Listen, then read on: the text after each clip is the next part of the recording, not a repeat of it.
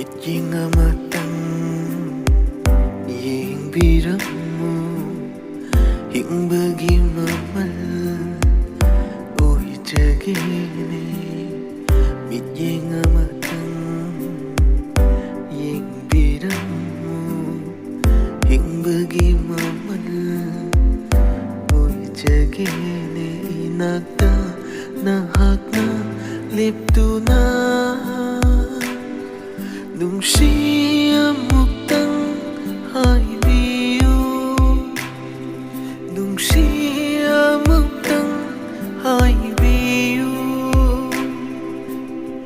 Pukpagi mahaibu yan jage, pukpagi mahaibu yan jage.